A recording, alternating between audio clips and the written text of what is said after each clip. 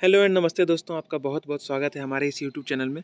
तो आज हम लोग डिस्कस करने वाले हैं 51 से लेकर 75 तक के जो 2013 के आईएएस के पेपर के प्री एग्ज़ाम में जो क्वेश्चन पूछे गए थे उसको हम लोग डिस्कस करने वाले हैं। इससे पहले मैं आपको बता दूं कि इसी 2013 के जो आईएएस का जो प्रीलिम का पेपर था उसका 1 से लेकर 25 तक और फिर 26 से लेकर 50 तक के क्वेश्चन पिछले 2 दिन में 2 लेक्चर में डिस्कस किए जा चुके हैं। और उससे पहले भी 2019, 20, 21, 22 के जो करंट के आईएएस के पेपर के एग्ज़ाम हुए थे, जिसमें प्रीलिम के पेपर्स थे, उसमें हमने उसको कवर कर लिया है। और आप चाहें तो उसकी वीडियोज़ भी आप देख सकते हैं। और आज के इस वीडियो में हम लोग, जैसा कि मैंने बताया, 51 से लेकर 75 तक के क्वेश्चन डिस्कस किए जाएंगे।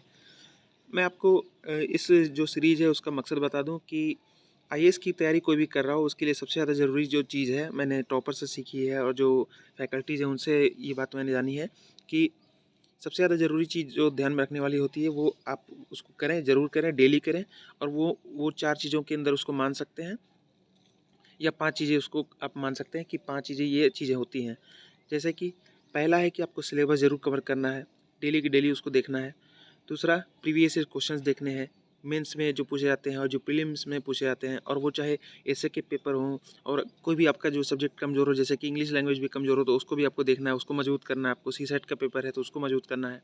तीसरी जो चीज़ है वो है कि आपको इंटरव्यू देखने हैं, क्योंकि आप इंटरव्यू में पहुँचेंगे ही पहुँचेंगे, उसको किए बिना आप आईएएस बन नहीं सकते, या फिर जो भी आप पोस्ट चाहते हैं वो बन नहीं सकते उस पे। तो आपको 3 चीज़ ये देखनी है। चौथी चीज़ कि आपको फैकल्टीज़ और टॉपर्स या फिर जो सीनियर्स ऑफिसर्स हैं उनके रिव्यूज़ वगैरह देखने हैं, उनके सजेशन देखने हैं, उनके शॉर्ट वीडियोज़ देख लीजिए, जो कि आईएएस के प्रिपरेशन के बारे में वो बताते रहते हैं। उनमें अगर आपको लगता है कि हाँ, ये चीज़ सच्चाई है, मेरे में लागू हो सकती है, तो उसको ज़रूर लागू करें। और पाँचवा चीज़ है आपका अनुभव। आपने अब तक जो तैयारी की है, आपकी कैसी अप्रोच रही है और उसके अप्रोच के चलते आपको क्या रिजल्ट्स मिले हैं, वो सारी चीज़ें आपको अपने अनुभव से पता चलेंगी। तो ये 5 चीज़ों का आप डेली की डेली इसका एनालिसिस ज़रूर कीजिए।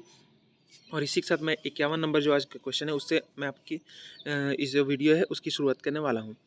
तो पहला जो ये क्वेश्चन है वो ये है कि कंसीडर द फॉलोइंग स्टेटमेंट्स। नीचे एक स्टेटमेंट दिया हुआ है कि the parliamentary committee on public accounts. तो यहाँ पर दिया जा रहा है कि पार्लियामेंट्री कमेटी जो है पब्लिक अकाउंट्स के ऊपर, तो उसके बारे में यहाँ पर स्टेटमेंट दिए हुए 3 स्टेटमेंट। जैसे कि पहला स्टेटमेंट है कि consist of note more than 25 members of the Lok Sabha. तो इसमें ये बोला जा रहा है कि जो parliamentary committee on public accounts है उसमें जो है लोकसभा से 25 मेंबर से ज़्यादा नहीं हो सकते। दूसरा है कि scrutinizes appropriation and finance accounts of the government. तो इसमें ये बोला जा रहा है कि जो parliamentary committee on public accounts है वो उसका काम ये है कि वो जो गवर्नमेंट की जो अप्रोप्रिएशन और फाइनेंस अकाउंट्स है उसको स्क्रूटनी करती है, यानी उसकी जाँच करती है। तीसरी है कि examines the report of the controller and auditor general of India.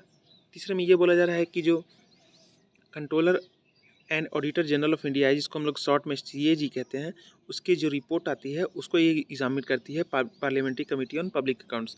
तो इनमें से ये पूछा जा रहा है कि which of the statements given above is are correct. तो इसमें से कौन सी जो स्टेटमेंट्स है वो इसमें करेक्ट है। तो अगर हम लोग इस क्वेश्चन को देखें तो इससे हमें ये पता चलता है कि हमारे लिए पार्लियामेंट्री कमेटी जो होती है वो बहुत ही ज़्यादा इंपॉर्टेंट हो जाती है। अब उसमें क्या इंपॉर्टेंट हो जाता है इसे हम लोग देख लेते हैं। पहले पूछा गया है कि इसमें लोकसभा से इतने मेंबर ज़्यादा नहीं हो सकते। तो हमें ये ध्यान रखना है कि कौन सी जो पार्लियामेंट्री कमेटी है उसमें कौन से मेंबर हैं, उसमें लोकसभा से मेंबर हैं या राज्यसभा से मेंबर हैं या फिर एक्सटर्नल मेंबर्स भी हैं, उसमें सीएजी भी, सॉरी, जो अटॉर्नी जनरल ऑफ इंडिया वो जाते हैं या नहीं जाते हैं। ये सारी चीज़ों का हमें ध्यान रखना है। दूसरा स्टेटमेंट से हमें ये पता चलता है कि उसका काम क्या है, उस जो कमेटी है उसका काम क्या है। तो यहाँ पर देखिए, जैसे यहाँ पर दिया हुआ है scrutinizes appropriation and finance accounts of the government. तो ये चीज़ें हमें पता होनी चाहिए। तीसरे स्टेटमेंट से जान के हमें ये पता चलता है कि वही चीज़ पूछा जा रहा है कि इसमें ये जो काम है वो इसमें और कौन इसका सहायक है। जैसे कि यहाँ पर बोला जा रहा है examines the report of the controller and auditor general of India. तो क्या ये बात सच है कि नहीं है, क्योंकि ये जो फैक्ट है, कंट्रोलर और ऑडिटर जनरल की जो रिपोर्ट है वो एग्जामिन की जाती है किसी कमेटी के द्वारा। तो क्या सच में वो यही कमेटी है। तो आप अपने जब भी आप कमेटी के बारे में पढ़ें तो कौन सी बात है जो वो किस कमेटी के लिए है, उस चीज़ को ध्यान में रखें। ये इस क्वेश्चन को डिस्कस करके हमें ये पता चलता है। चलते हैं नेक्स्ट क्वेश्चन पे। वो ये है कि कंसिडर द फॉलोइंग भक्ति सेंट्स। तो भक्ति सेंट्स के ऊपर एंशिएंट इंडिया से सवाल है। इसमें 3 सेंट्स जो हैं भक्ति के, उसके नाम दिए गए हैं। जैसे पहला है दादू दयाल, गुरु नानक और त्यागराज। तो यहाँ पर बोला जा रहा है कि who among the above was were preaching when the Lodi dynasty fell and Babur took over. यहाँ पर बोला जा रहा है उस समय कौन से जो थे, यानी कि कंटेम्प्रेरी थे, या फिर आप बोल सकते हैं कि उस समय जब लोधी डायनेस्टी एक तरह से उसका विध्वंस हो गया और बाबर ने भारत में शासन करना शुरू किया, तो उस समय जो थे वो कौन से जो भक्ति सेंट थे वो जिंदा थे, या फिर कौन से जो भक्ति सेंट्स थे वो प्रीच कर रहे थे, यानी कि अपनी जो विचारधारा है या फिर जो भी उनके उपदेश है वो फैला रहे थे। तो यहाँ पर 3 नाम आपको दिए जा रहे हैं, दादू दयाल, गुरु नानक और त्यागराज। तो इस क्वेश्चन को डिस्कस करके हमें ये पता चलता है कि हमें थोड़े से पीरियड्स को भी ध्यान में रखना होगा कि कौन से जो भक्ति सेंट्स हैं या फिर कौन सा राजा है वो किस समय हुआ। इससे हम इस तरह के क्वेश्चन को आंसर दे सकते हैं। तो प्लीज़ अगर भक्ति सेंट्स के बारे में भी अगर आप पढ़ें तो उसके सिर्फ उपदेश के बारे में ना पढ़ें, वो कहाँ से बिलोंग करते हैं ये सिर्फ ना पढ़ें, बल्कि उनके टाइम पीरियड को भी ध्यान रखें, ताकि इस तरह के क्वेश्चन को हम लोग एड्रेस कर सकें। 53 नंबर जो क्वेश्चन है वो ये है कि with reference to the food chains in ecosystem which of the following kinds of organism is are known as decomposer organism या ऑर्गेनिजम्स। तो यहाँ पर ये बोला जा रहा है कि इकोसिस्टम के फूड चेन्स को लेकर सवाल है, और इसी साल में मैंने पिछले जो कल की वीडियो थी या फिर परसों की वीडियो शायद, उसमें मैंने ये डिस्कस किया है कि एक और सवाल था जो इकोसिस्टम के ऊपर था और उसमें फूड चेन के ही लेके सवाल था। तो आप देख सकते हैं कि एक ही साल में 2 सवाल जो हैं वो एक ही तरह के यूपीएससी के द्वारा पूछे गए हैं। Anyway, with reference to the food chains in ecosystems which of the following kinds of organism is are known as decomposer organism and और ऑर्गेनिजम्स। तो यहाँ पर ये बोला जा रहा है कि जो फूड इकोसिस्टम में जो फूड चेन है उसमें से कौन से जो ऑर्गेनाइजेशन है या ऑर्गेनिज्म है या फिर किस प्रकार की जो ऑर्गेनिज्म है वो डिकम्पोजर का रूप में जानी जाती हैं। तो यहाँ पर 3 ऑप्शन आपको देखने को मिल रहा है, स्टेटमेंट देखने को मिल रहा है, जिसमें पहला है वायरस, फंगी, बैक्टीरिया। ये 3 नाम आपको देखने को मिल रहे हैं। तो हमें पता होना चाहिए कि इसमें से कौन सी जो है इकोसिस्टम में फूड चेन में ये डिकम्पोजर ऑर्गेनिज्म के नाम से जाने जाते हैं या फिर उसका काम करते हैं। तो इस क्वेश्चन को डिस्कस करके हमें ये पता चलता है कि जो हम जो इकोलॉजी का पेपर है वो बहुत ही ज़्यादा इंपॉर्टेंट है, और ख़ास करके जो इन्वायरमेंट का जो है या फिर इकोलॉजी की बात करें, जो क्लाइमेट चेंज से संबंधित मुद्दे हैं उसके ऊपर सवाल जो है यूपीएससी लगातार बढ़ाते जा रही है। साथ ही साथ जो बायोटेक्नोलॉजी के जो एरिया है और फिर साइंस एंड टेक का जो एरिया है उससे भी सवाल लगातार यूपीएससी अब ज़्यादा पूछ रही है। हमें इस सेक्शन में ज़्यादा ध्यान देना होगा, और साथ ही साथ किस तरीके से सवाल पूछ रही है उसको भी ध्यान में रखना होगा। अब जैसे कि यहाँ पर डिकम्पोजर ऑर्गेनिज्म हमें पता होगा तब हम जाके इस सवाल का आंसर दे पाएंगे। तो अगर कोई भी टर्मिनोलॉजी आपको पता चले कि हाँ एनसीईआरटी या फिर किसी बुक में ये टर्मिनोलॉजी आई है कि डिकम्पोजर है या फिर कुछ भी है, तो उसका परिभाषा आप देखें, उसके कैटेगरी के अंदर कौन कौन सी जीव आती हैं, स्पीशीज आती हैं, वो आपको पता होनी चाहिए। 54 नंबर जो क्वेश्चन है वो ये है, the most important fishing grounds of the world are found in the regions where. यहाँ पर बोला जा रहा है कि जो दुनिया की जो सबसे बेहतरीन और जो सबसे महत्वपूर्ण जो फिशिंग ग्राउंड्स हैं जहाँ पर मछली पाई जाती है वो कौन से क्षेत्र हैं। तो पहला ऑप्शन यहाँ पर है कि warm and cold atmospheric currents meet, तो जहाँ पर वार्म और कोल्ड जो एटमॉस्फेरिक करेंट्स होती हैं जो यहाँ पे मिलती हैं वहाँ पे पाई जाती हैं। दूसरा है river drains out large amounts of fresh water into the sea, तो यहाँ पर बोला जा रहा है वो नदी का मुहाना जहाँ पर वो समुद्र से मिलती है वहाँ पे सबसे ज़्यादा मछली का अच्छा मतलब वहाँ पे इंपॉर्टेंट ग्राउंड है। तीसरा है warm and cold oceanic currents meet, तो यहाँ पर बोला जा रहा है कि जहाँ पे वार्म और कोल्ड ओशियनिक करेंट्स मीट होती है वहाँ पे ये चीज़ पाई जाती है। चौथा है कॉन्टिनेंटल शेल्फ इज अंडुलेटिंग, तो जहाँ पर कॉन्टिनेंटल जो शेल्फ है वो अंडुलेट होता है वहाँ पे ये चीज़ पाई जाती है।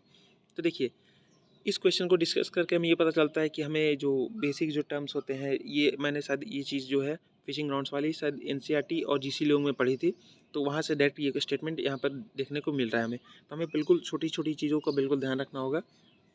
जो भी है वो चीज़ अगर आपको पहली बार देखने को मिल रही है किताब में, आपने उसको पहले नोटिस नहीं की है तो प्लीज़ उसको साइड में नोट कर लें। उस बुक में नोट ना करें, मैं तो कहूँगा बुक को गंदा नहीं करना चाहिए मेरे ख्याल से, या फिर आपकी अगर साइकोलॉजी ऐसा अलाउ करती है तो प्लीज़ आप कर सकते हैं। मेरी साइकोलॉजी ऐसा अलाउ नहीं करती, मुझे साफ़ सुथरा किताब पसंद है और उसको बार बार पढ़ना पसंद है। ऐसे नोट करने से एक बात जो मुझे ओझा सर ने बताई थी और मेरे पर भी लागू होती है कि किताब में जब आप नोट्स बनाते हैं तो उसके चलते ये होता है कि एक दिमाग में संदेश जाने लगता है कि हाँ मैंने ये किताब पढ़ ली, अब इसको बस जो मैंने यहाँ पर नोट्स बनाए सिर्फ उसको पढ़ना ज़रूरी है। तो ये रिवीजन 1-2 दिन के रिवीजन के लिए ठीक है, यानी कि परीक्षा से 2 दिन पहले आपको रिवाइज करना है तो ये अप्रोच ठीक होगी। लेकिन शुरू से ही ये चीज़ करके चलना मेरे ख्याल से ये प्रोडक्टिव नहीं होगा और आपकी समझ बढ़ाने में इम्पोर्टेंट नहीं होगा। तो प्लीज़ मेरी साइकोलॉजी तो यही कहती है कि मैं किताब में नोट्स ना बनाऊँ, उसके जगह पर अलग से एक पन्ना ले लूँ, उसमें वो जो भी करना है वो मैं उसमें करके नोट कर लूँ। अब देखिए इस क्वेश्चन को डिस्कस करके हमें एक और चीज़ पता चलती है कि इसमें जो ऑप्शन दिए गए हैं वो बिल्कुल एक तरीके से फंसाने वाले दिए गए हैं। जैसे कि पहला और तीसरा ऑप्शन देखें तो इसका करेक्ट जो आंसर है वो तीसरा है। लेकिन अगर आप जल्दबाजी में हैं और आप आपने देखा कि अरे इसके वो मैंने पढ़ा था और इसका आंसर तो कुछ ऐसा होना चाहिए, और जैसे ही आपने पहला स्टेटमेंट पढ़ा और आपने टिक मार दिया तो आप वहीं पे चले गए, क्योंकि देखिए warm and cold atmospheric currents है और नीचे में है आपका सी नंबर में warm and cold oceanic currents. तो प्लीज़ इस चीज़ का ध्यान रखिए, ये छोटी छोटी गलतियाँ हैं जो आपको बहुत भारी पड़ सकती हैं। एक एक नंबर से लोग चूक जाते हैं और सबसे ज़्यादा दुख तो तब होता है कि जब जो सही जानते थे क्वेश्चन उसको गलत करके चला है, जो आसानी से हो सकता था। तो प्लीज़ इस चीज़ को आप ध्यान रखें। Which of the following is are unique characteristic और कैरेक्टरिस्टिक्स ऑफ इक्वेटेरियल फॉरेस्ट। तो यहाँ पर इक्वेटेरियल फॉरेस्ट के कैरेक्टरिस्टिक्स के ऊपर सवाल है, जिसमें ये बोला जा रहा है कि जो इक्वेटेरियल फॉरेस्ट होते हैं, आप जानते हैं कि कई तरीके के फॉरेस्ट होते हैं, एवरग्रीन होते हैं, इक्वेटेरियल होते हैं, सब ट्रॉपिकल होते हैं। तो आपको ये पता होना चाहिए कि उसकी खास जो पहचान है वो क्या है, यानी कि उस फॉरेस्ट में क्या पाया जाता है, उसका क्या खूबी है। तो उसके ऊपर सवाल है। तो इस क्वेश्चन को डिस्कस करके हमें ये पता चलता है कि इसके ऊपर सवाल पूछे जाते हैं और किस तरीके से हमें पढ़ना है उसको। अब उसके लिए एक डायरेक्शन मिल गई कि हाँ, अगर हम कल को ज्योग्राफी की किताब उठाएं, उसमें अगर किसी फॉरेस्ट का नाम है तो हमें उसके स्पेसिफिकेशन या फिर कैरेक्टरिस्टिक्स को ध्यान में रखना है। अब चलिए इसके जो 3 स्टेटमेंट दिए गए हैं इसके लिए वो देख लेते हैं। पहला स्टेटमेंट ये है कि presence of tall closely set trees with crowns forming a continuous canopy. तो यहाँ पर ये बोला जा रहा है कि जो इक्वेटोरियल फॉरेस्ट में क्या होता है कि बहुत लंबे लंबे वृक्ष होते हैं जो कि बिल्कुल नज़दीक नज़दीक होते हैं, और उसके चलते क्या होता है कि एक कंटिन्यूअस कैनोपी बनती है, यानी कि ऊपर जो पूरा उनका जो पत्ते वगैरह होते हैं वो पूरा एक तरीके से अगर व्यू लें आप तो बिल्कुल नीचे दिखेगा नहीं, बिल्कुल एक पूरा खेत जैसे हरा होता है ना, ऊपर से अगर देखेंगे तो पूरा जंगल हरा हरा दिखेगा ऊपर से, यानी ग्राउंड दिखने के चांसेस बहुत कम होते हैं। दूसरा है कि को existence of a large number of species. तो यहाँ पर बोला जा रहा है कि बहुत सारी स्पीसीज़ जो होती हैं वो एक साथ एक ही जगह पे इस तरीके के जो इक्वेटोरियल फॉरेस्ट है वहाँ पर आपको देखने को मिल जाती है। तीसरा है कि presence of numerous varieties of epiphytes. तो यहाँ पर बोला जा रहा है कि एपीफाइट्स के बहुत ही अलग अलग तरीके की वैराइटीज़ यहाँ पर देखने को मिल जाती है इक्वेटोरियल फॉरेस्ट में। तो इस क्वेश्चन को डिस्कस करके मैंने आपको जैसा बताया कि अगर अगली बार जब आप फॉरेस्ट वगैरह को पढ़ें तो उसकी कैटेगरी को देख लीजिए, कितने तरीके के फॉरेस्ट होते हैं और इस फॉरेस्ट में ये खूबी है, इस फॉरेस्ट में ये जानवर पाए जाते हैं, इस ये स्पीसीज़ पाई जाती हैं, इसमें ये दुनिया के इस क्षेत्र में पाए जाते हैं। ये सारी चीज़ आपको पता होनी चाहिए। 56 नंबर जो क्वेश्चन है वो ये है कि which of the following constitute capital account. अब देखिए यहाँ पर इकोनॉमी से सवाल है कि इसमें से कौन सी जो चार जो नीचे नाम दिए गए हैं उनमें कौन से जो हैं वो कैपिटल अकाउंट के अंतर्गत आते हैं। तो पहला है जो है वो है फॉरेन लोन्स, दूसरा है फॉरेन डायरेक्ट इन्वेस्टमेंट जिसे हम एफडीआई कहते हैं, तीसरा है प्राइवेट रेमिटेंसेज और चौथा है पोर्टफोलियो इन्वेस्टमेंट। यहाँ पर चार आपको नाम दिए जा रहे हैं। तो इसमें ये बोला जा रहा है कि कौन से जो है वो कैपिटल अकाउंट बनाते हैं। तो इस तरीके के क्वेश्चन हमें डिस्कस करके ये पता चलता है कि हमें, जैसे मैंने आपको पिछली वीडियोस में बताया है कि आपको कोई भी टर्मिनोलॉजीज आए, जैसे खासकर कि इकोनॉमी में तो बहुत ज़्यादा है, जीडीपी है, बैंक रेट है, तो रेपो रेट है, इन्फ्लेशन है, डिफ्लेशन है, कैपिटल अकाउंट है, बजट है, ये सारी जो चीज़ें हैं वो हमें पता होनी चाहिए, और उसके अंदर जो प्रॉपर उसका डिफिनेशन है उसमें क्या क्या चीज़ें आती हैं वो हमें पता होनी चाहिए। तो नेक्स्ट चलते हैं 57 नंबर क्वेश्चन पे, वो ये है कि consider the following historical places. तो यहाँ पर हिस्टोरिकल प्लेसेस के ऊपर सवाल है और ये एंशिएंट इंडिया से इसको रिलेट कर सकते हैं, जो कल्चर का पार्ट है उससे आप इसको रिलेट कर सकते हैं, और खासकर जो आर्किटेक्चर, कल्चर में भी आर्किटेक्चर का जो पार्ट है उससे आप इसको रिलेट कर सकते हैं। 3 आर्किटेक्चर के नाम दिए हुए हैं यहाँ पे, जैसे कि अजंता केव्स के नाम है, लेपाक्षी मंदिर है और तीसरा सांची स्तूप है। तो आपने इनका नाम जरूर सुना होगा। आपकी किताबें हैं जो बेसिक किताबें एनसीईआरटी और स्टैंडर्ड बुक दोनों में इसका नाम बिल्कुल अच्छे से मेंशन है। तो इसमें बोला जा रहा है कि which of the above places is also known for mural paintings. तो जहाँ पर म्यूरल पेंटिंग पाई जाती है इन तीनों जगहों में उनका नाम बताना है। अब देखिए इस क्वेश्चन को डिस्कस करके हमें ये पता चलता है, पहले तो ये तीनों नाम हमारे लिए इंपॉर्टेंट हो जाते हैं, अजंता केव्स, लेपाक्षी टेम्पल, सांची स्तूप, ये हमारे नाम इंपॉर्टेंट हो गए कि इसके बारे में कुछ भी पढ़ने को मिले तो हम उसको अच्छे से पढ़ना है। दूसरा है कि म्यूरल पेंटिंग्स के बारे में बोला जा रहा है कि म्यूरल पेंटिंग्स जो है वो कौन सी जगह में पाई जाती हैं इन तीनों में। अब देखिए इससे हमें ये पता चलता है कि कोई भी खासियत है, जैसे कि म्यूरल पेंटिंग है यहाँ पर कहीं पे रॉक कट केव से, उसके ऊपर सवाल भी हमने कल डिस्कस किया था, और कहीं पे अगर आप बोल सकते हैं कि कोई एक तरीके से वो मिला ताम्रपत्र, उसको इंग्लिश में क्या बोलते हैं, कॉपर प्लेट्स वगैरह मिले हैं, और इस तरीके कोई पत्थर मिला, कोई शिलालेख मिला, तो वो हमें पता होना चाहिए कि इस चीज़ से यहाँ पर जो है इस गुफ़ा में इस धर्म के लोग यहाँ पर उपासना करते हैं, यहाँ पर इस धर्म की मूर्तियाँ हैं, यहाँ पर ये जो शिलालेख है वो पाए गए हैं, यहाँ पर ये पेंटिंग पाई गई है। ये सारी चीज़ें हमें पता होनी चाहिए। नेक्स्ट चलते हैं 58 नंबर जो क्वेश्चन है वो ये है, with reference to the history of philosophical thought in India consider the following statements regarding Sankhya school. तो यहाँ पर सांख्य स्कूल को लेके यहाँ पर बात हो रही है कि अगर हिस्ट्री ऑफ इंडिया को देखें तो उसमें जब फिलोसफर उस हिस्ट्री ऑफ इंडिया में अगर हम फिलोसफिकल थाउट की हिस्ट्री को देखें तो यहाँ पर सांख्य स्कूल के रिगार्डिंग यहाँ पर हमें कुछ बातें बतानी है। तो पहला स्टेटमेंट ये है कि Samkhya does not accept the theory of rebirth और ट्रांसमाइग्रेशन ऑफ सोल। तो यहाँ पर ये बोला जा रहा है जो सांख्य दर्शन है उसमें जो है वो पुनर्जन्म और जो आत्मा के एक स्टेज से दूसरे स्टेज में जाने का या फिर एक स्पीसीज से दूसरे स्पीसीज में जाने का ऐसा कोई वो बात नहीं मानती है सांख्य दर्शन के अंतर्गत। दूसरा है कि Samkhya holds that it is the self knowledge that leads to liberation and not any exterior influence और एजेंट। तो यहाँ पर ये बोला जा रहा है जो सांख्य दर्शन है वो ये बोलती है कि कोई भी बाहरी चीज़ जो है उसके प्रभाव के कारण या फिर किसी बाहरी एजेंट के कारण किसी को सेल्फ नॉलेज नहीं हो सकती। वो हो सकती है तो बस सॉरी जो इसमें बोला जा रहा है ये स्टेटमेंट में कि सांख्य जो नॉलेज है उसमें उसके अनुसार जो लिबरेशन है यानी मुक्ति है वो बस अपने सेल्फ नॉलेज से हो सकती है, ना कि किसी बाहरी प्रभाव के कारण या फिर बाहरी चीज़ के कारण, बाहरी प्रभाव के कारण नहीं हो सकता। ऐसा सिर्फ अपने जो सेल्फ ज्ञान है, आत्मज्ञान है, उसके चलते ही वो जो लिबरेशन है वो हो सकता है, मुक्ति हो सकती है। ये दो चीज़ें आपको सांख्य दर्शन के बारे में बताया गया है। तो हमारे लिए एक चीज़ ज़रूरी हो जाती है, ये क्वेश्चन को डिस्कस करके हमें ये पता चलता है कि चाहे वो सांख्य दर्शन हो, चाहे वो वैशेषिक दर्शन हो या फिर आप और भी तरह के दर्शन होते हैं, न्याय दर्शन हो, तो उसमें हम हमारे जानते हैं कि हम लोग जो भारत है उसमें 5-6 तरह के दर्शन हैं। तो हमारे लिए वो जो दर्शन है वो इम्पोर्टेंट हो जाते हैं। उसको उस दर्शन को किसने उसको ईजाद किया था वो हमें पता होना चाहिए। उस दर्शन के अंदर क्या-क्या बातें बोली गई हैं, वो किन सिद्धांतों को मानता है, किन सिद्धांतों को नहीं मानता है, वो हमें पता होनी चाहिए। और वो सांख्य दर्शन है वो किस पीरियड में आया है, ये भी अगर इसका आप ध्यान रखें तो वो बहुत ज़्यादा आपके लिए हेल्पफुल हो सकता है कल के उसके ऊपर सवाल पूछ लिया जाए कि इसमें से कौन पहले आया, कौन बाद में आया। ऋषियों के नाम पता होने चाहिए जो इन्होंने जिस दर्शन को चलाया, ये सारी बातें हमें पता होनी चाहिए। 59 नंबर जो क्वेश्चन है वो ये है कि in the context of India which of the following principles is are implied institutionally in the parliamentary government. तो यहाँ पर बोला जा रहा है कि भारत के संदर्भ में जो पार्लियामेंट्री गवर्नमेंट है तो उसमें ये कौन सी जो प्रिंसिपल्स है वो इम्प्लाइड है इंस्टीट्यूशनली। तो 3 यहाँ पर स्टेटमेंट आपको देखने को मिलते हैं, जैसे कि पहला है members of the cabinet are members of the parliament. तो भारत के संदर्भ में ये बोला जा रहा है कि यहाँ पर जो पार्लियामेंट्री गवर्नमेंट होती है उसमें जो कैबिनेट के जो मेंबर होते हैं वो पार्लियामेंट के मेंबर भी होते हैं। दूसरा है कि ministers hold the office till they enjoy confidence in the parliament. तो यहाँ पर ये बोला जा रहा है कि जो मिनिस्टर्स हैं, मंत्री हैं, वो ऑफिस को तब तक होल्ड कर सकते हैं, यानी कि मंत्री तभी तक रह सकते हैं जब तक वो पार्लियामेंट में उनको विश्वास मत हासिल है। तीसरा है कि cabinet is headed by the head of the state. यहाँ पर तीसरा स्टेटमेंट ये है कि जो कैबिनेट है हमारी वो हेड ऑफ द स्टेट जो है हमारे भारत की उसके द्वारा हेड किया जाता है।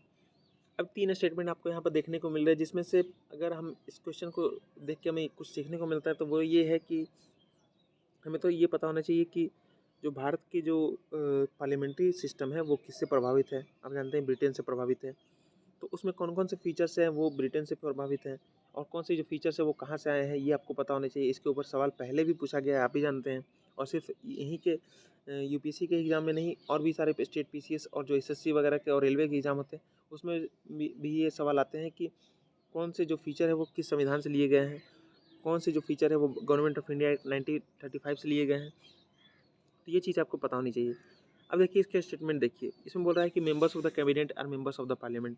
तो क्या ऐसा होता है कि जो आदमी मेंबर्स ऑफ द पार्लियामेंट नहीं है, यानी कि अगर कोई आदमी एमपी नहीं है तो क्या वो कैबिनेट का मेंबर नहीं बन सकता? आप जानते हैं कि ऐसा नहीं है। 6 महीने तक कोई भी आदमी ऐसा हो सकता है। 6 महीने के बाद 6 महीने के अंदर उसको पार्लियामेंट मेंबर ऑफ पार्लियामेंट बनना ही होगा, नहीं तो उसको फिर 6 महीने के बाद उसको वो पोस्ट वैकेंट करनी पड़ेगी। दूसरा है कि members hold the office till they enjoy confidence in the parliament. तो क्या ऐसा है कि जब तक मिनिस्टर्स का जो कॉन्फिडेंस अगर उनको पार्लियामेंट में प्राप्त है तभी तक वो ऑफिस में रह सकते हैं, यानी मंत्री रह सकते हैं। तो क्या ऐसा है? ये चीज़ आपको पता होनी चाहिए। तीसरा है cabinet is headed by the head of state. तो हेड ऑफ द स्टेट जब तक आपको पता नहीं होगा तब तक आप इस क्वेश्चन का आंसर नहीं दे सकते। एक होता है हेड ऑफ द स्टेट, एक होता है हेड ऑफ द गवर्नमेंट। तो इस चीज़ में भी आपको बिल्कुल क्लियर रहना होगा कि हेड ऑफ द स्टेट कौन होता है, प्राइम मिनिस्टर होता है या फिर प्रेसिडेंट होता है, या फिर हेड ऑफ द गवर्नमेंट में प्रेसिडेंट होता है या फिर प्राइम मिनिस्टर होता है। तब जाके आप इस क्वेश्चन को आप आसानी से आंसर दे सकते हैं। 60 नंबर जो क्वेश्चन है वो ये है कि the annual range of temperature in the interior of the continents is high as compare to coastal areas, what is are the reasons. तो यहाँ पर बोला जा रहा है कि जो टेम्परेचर में जो एनुअल रेंज है, खास करके जो कॉन्टिनेंट्स के जो इंटीरियर पार्ट्स है वो हाई होते हैं। यानी कि जैसे कि कॉन्टिनेंट की बात करें तो जैसे कि ऑस्ट्रेलिया कॉन्टिनेंट है, तो ये बोला जा रहा है कि जो इंटीरियर में जो वहाँ की टेम्परेचर होती है, एनुअल रेंज होता है उसका, यानी इंटीरियर में यानी कोस्टल एरिया को छोड़ दें, बीच में जो बीच वाला जो ऑस्ट्रेलिया है, सेंट्रल ऑस्ट्रेलिया, वहाँ की बात करें तो वहाँ का जो हाई टेम्परेचर होगा, एनुअल रेंज होगा टेम्परेचर का, वो ज़्यादा होगा किसके कंपेरिजन में, जो कोस्टल एरियाज हैं ऑस्ट्रेलिया के उसके। तो इसके क्या कारण होते हैं। तो 4 स्टेटमेंट यहाँ पे दिए गए हैं, जिसमें पहला है कि thermal difference between land and water. तो यहाँ पर बोला जा रहा है कि जो थर्मल डिफरेंस होती है लैंड और वाटर के बीच में, वो इसका कारण है। दूसरा है कि variation in altitude between continents and oceans. तो यहाँ पर ये बोला जा रहा है कि जो कॉन्टिनेंट्स और ओशियंस है उसमें जो एल्टीट्यूड की जो वेरिएशन है उसके चलते ये होता है। तीसरा है presence of strong winds in the interior. इसमें ये बोला जा रहा है कि जो विंड्स है, स्ट्रॉन्ग विंड्स होती हैं इंटीरियर में चलती रहती हैं, जो मजबूत पवनें जो होती हैं, जो स्ट्रॉन्ग पवनें होती हैं, उसके प्रेजेंस के चलते ऐसा वेरिएशन देखने को मिलता है। चौथा है कि heavy rains in the interior as compare to coast. तो चौथा में ये बोला जा रहा है कि जो इंटीरियर में जो हैवी रेन्स होते हैं उसके चलते जो है ये जो टेम्परेचर जो वेरिएशन देखने को मिलता है वो है। तो ये चीज़ें हमें इस क्वेश्चन को डिस्कस करके हमें ये पता चलता है कि हमारे लिए समझना बहुत ज़रूरी है कि अगर ये जो है क्लाइमेट वो कैसे काम करती है, कहीं का टेम्परेचर जो है वो किन चीज़ों पे डिपेंड करता है, विंग्स जो विंड्स चलती हैं वो कहाँ पे चलती हैं और उसके चलते उस एरिया के टेम्परेचर का क्या प्रभाव पड़ता है। ये चीज़ें हमें पता होनी चाहिए और ये जो चीज़ें हैं आपको समझ से पता होगी। और अगर आपने रटने पे इस पे ध्यान दिया तो बिल्कुल आप इस चीज़ को मिस कर जाएंगे। और मैंने आपको जैसे बताया ये तो फिर भी 8 साल पुराना या 10 साल पुराना पेपर है। अभी के करंट के अगर आईएएस के पेपर आप देखेंगे तो उसमें बिल्कुल समझदारी वाले सवाल ज़्यादा पूछे जा रहे हैं, जिसमें आप जब तक तथ्यों को समझते नहीं हैं तब तक आप आंसर दे ही नहीं सकते। आप रट जाएंगे लेकिन उसके बेसिस पे वो सवाल पूछेंगे, यानी डायरेक्ट तथ्य नहीं पूछेंगे, उसके बेसिस पे वो सवाल बनाते हैं। तो प्लीज़ इस चीज़ को आप बिल्कुल ध्यान में रखें। और साथ में हमारे लिए जो तो क्लाइमेट जो सब्जेक्ट है वो सब्जेक्ट ही बहुत ही इंटरेस्टिंग है, और जिसको समझ में आती है उसके लिए तो कहना ही क्या है, और जिनको नहीं समझ में आती उनके लिए भी कहना ही क्या है। वो परेशान रहते हैं और जिनको समझ में आती है वो सब कुछ समझने लगते हैं, वहाँ की इकोनॉमी को समझने लगते हैं, वहाँ की टेम्परेचर को समझने लगते हैं, वहाँ की क्लाइमेट को समझने लगते हैं, वहाँ की जो फसल होंगे कैसी होंगी ये उनको समझने में हेल्प मिलती है, वहाँ की जो मानसून होगा या फिर जो वर्षा की जो पैटर्न होगा वो कैसा होगा वो समझने लगते हैं। तो बहुत सारी चीज़ें वो कनेक्ट करने लगते हैं और इसके चलते उनकी जो अंडरस्टैंडिंग है बहुत ही ज़्यादा बढ़ जाती है। तो समझ को हमेशा ज़्यादा महत्व दें रटने के ऊपर। मैंने ओझा सर से बात सीखी है कि उन्होंने बोला है कि चीज़ों को समझें, जो भी आपको किताबों में लिखी गई है वो समझें और तथ्यों की प्रैक्टिस करें, यानी कि तथ्य भी मिलेंगे आपको और कॉन्सेप्ट भी मिलेंगे। तो कॉन्सेप्ट को समझें और जो उसमें तथ्य दिए गए हैं उसकी आप प्रैक्टिस करें। तो इससे आप जो ये आपकी जो प्रिपरेशन है वो बिल्कुल सही स्टेज में जाएगी। नेक्स्ट चलते हैं 61 नंबर जो क्वेश्चन है वो ये है, which of the following is are the characteristic या कैरेक्टरिस्टिक्स ऑफ इंडियन कोल। अब देखिए भारतीय कोल के ऊपर सवाल है। भारतीय जो कोयला पाया जाता है, और आप जानते हैं कि भारत में कोयला होते हुए भी हम लोग बाहर से इंपोर्ट करते हैं, आपने न्यूज़पेपर में भी पढ़ा होगा। तो ये बोला जा रहा है कि जो इंडियन कोल है उसकी क्या उसमें कैरेक्टरिस्टिक क्या है उसका, यानी कि एक तरीके से उसमें खूबियाँ क्या है, उसकी जो अलग क्वालिटी क्या है, उसमें क्या क्वालिटीज़ हैं। तो पहला है स्टेटमेंट की हाई ऐश कंटेंट उसमें पाया जाता है। दूसरा है कि लो सल्फर कंटेंट पाया जाता है। तीसरा है लो ऐश फ्यूजन टेम्परेचर उसमें होता है। तो एनसीईआरटी में ये चीज़ बाकायदा दी हुई है और साथ ही साथ स्टैंडर्ड बुक्स में भी दी हुई है। तो ये बिल्कुल नॉर्मल सा क्वेश्चन है, इसमें आपको तो इसमें कोई समझने वाली बात नहीं है, बिल्कुल नॉर्मल सा ये कॉन्सेप्ट है और सॉरी तथ्य है। और आप इसका अगर आपने अच्छे से इसको पढ़ा होगा और उसको आपने अच्छे से समझ नोट किया होगा तो आप इसका आंसर आसानी से दे सकते हैं। नेक्स्ट चलते हैं 62 नंबर क्वेश्चन पे, which of the following statements regarding laterite soils of India are correct. तो यहाँ पर ये बोला जा रहा है कि जो इंडिया में जो लेटेराइट सॉइल्स हैं उसके रिगार्डिंग कुछ स्टेटमेंट 4 दिए गए हैं, उसके आधार पर आपको करेक्ट आंसर बताना है। तो पहला स्टेटमेंट क्या है कि they are generally red in colour. तो बोला जा रहा है कि जो लेटेराइट सॉइल है इंडिया में जो पाई जाती है वो जनरली रेड होती है कलर में। दूसरा है कि they are rich in nitrogen and potash. दूसरा स्टेटमेंट ये बोलता है कि जो लेटेराइट सॉइल जो इंडिया में पाई जाती है वो उसमें जो नाइट्रोजन की मात्रा है और पोटाश की मात्रा है वो ज़्यादा होती है।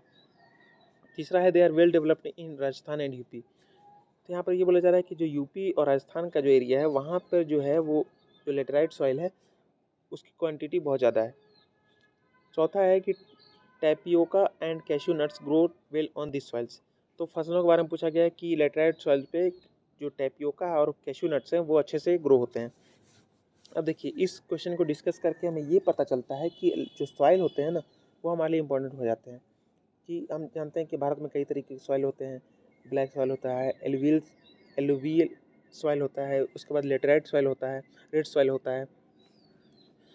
तो हमें ये पता होना चाहिए कि भारत में कौन कौन से सॉइल होते हैं। दूसरा, भारत के कौन से एरिया में उसका पता होना चाहिए कि कौन से एरिया में ये सॉइल पाए जाते हैं। तीसरा, उस जो सॉइल है उसमें कौन सी जो फसलें हैं वो हमें पता होना चाहिए कि उसमें कौन सी फसल उगाई जाती हैं।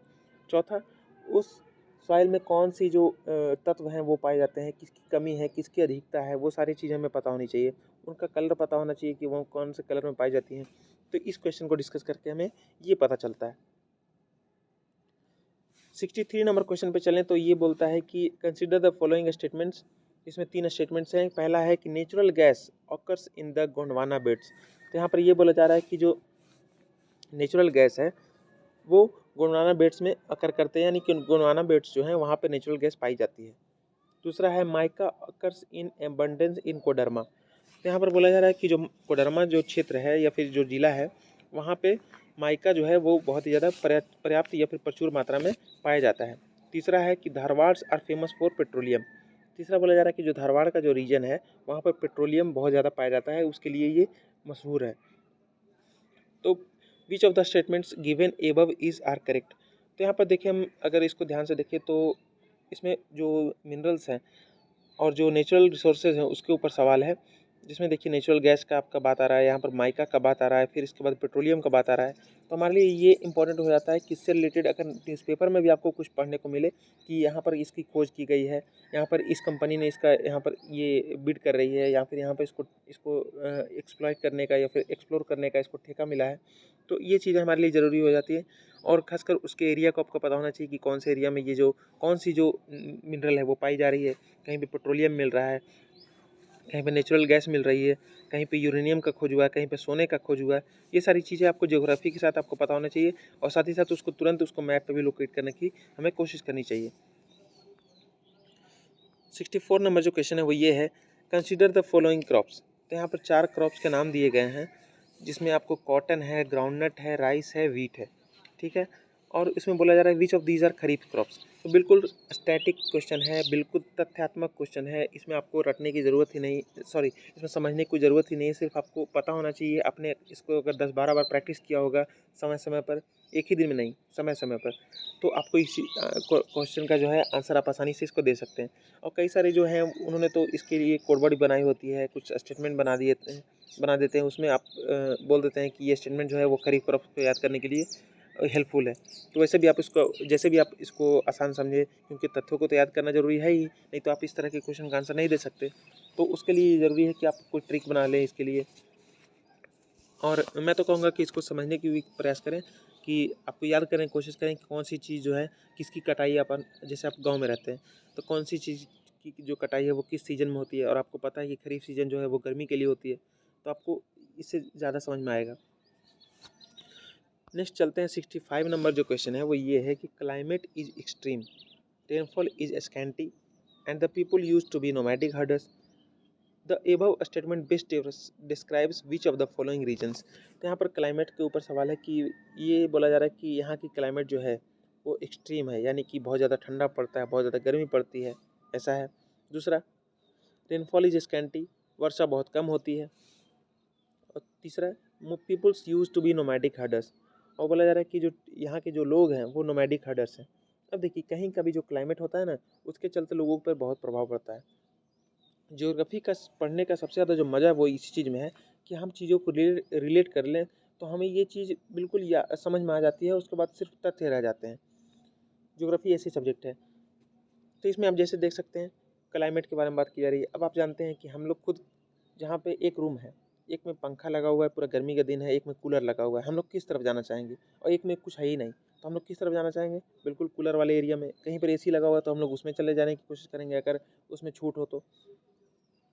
तो ये चीज़ होती है। साथ ही साथ इकोनॉमी भी प्रभावित करती है, जैसे कि एसी का जो चार्ज है वो ज़्यादा होता है, उसके चलते कूलर ज़्यादा बिकते हैं, एसी कम लोग खरीदते हैं। अब तो चूँकि इनकम लेवल बढ़ रहा है तो एसी भी लोग खरीद रहे हैं। तो अगर आप इन चीज़ों को रिलेट करके अगर जानना चाहेंगे ना, तो इसमें आपको बहुत मज़ा आएगा और पता चलेगा कि कैसे जो है पढ़ाई वो सबसे बेहतर तरीके से की जा सकती है, वो इसी तरीके से की जा सकती है कि हम लोग उसको नॉर्मल डे में अप्लाई कर सकें। उसको normal day to day life में उसको एक्सपीरियंस कर सकें कि हाँ, देखो ऐसे इकोनॉमी काम कर रही है, ऐसे क्लाइमेट काम कर रही है।